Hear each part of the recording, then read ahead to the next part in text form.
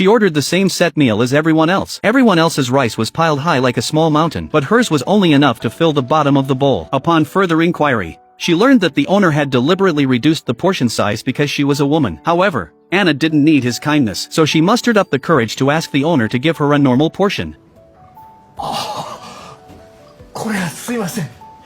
People's appetites vary. It has nothing to do with whether you are a man or a woman. Anna has always had a big appetite. Even though she finished the entire set meal, she still felt hungry after smelling the aroma wafting over from next door. However, she didn't know her neighbor. The only time they had interacted was when they passed each other in the elevator last night. It would be too shameless to suddenly go over and ask for food. However, Anna never imagined that. Just a few minutes after she sat down at home, her neighbor rang the doorbell.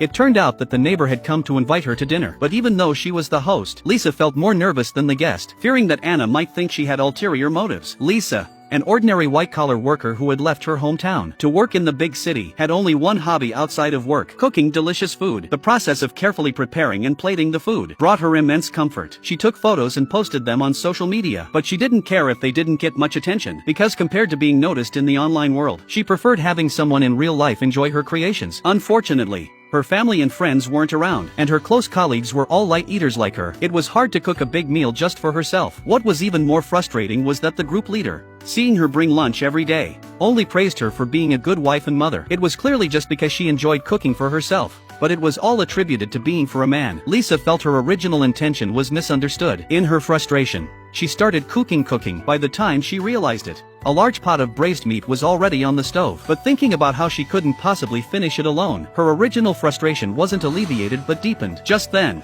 she heard the footsteps of her neighbor returning home. She couldn't help but recall the scene from yesterday when they had bumped into each other in the elevator. At the time, Anna was carrying 2 large buckets of fried chicken and a big bag of snacks. Lisa couldn't help but ask her if she was throwing a party, but Anna calmly replied that it was all for herself to eat. The unexpected answer left her speechless.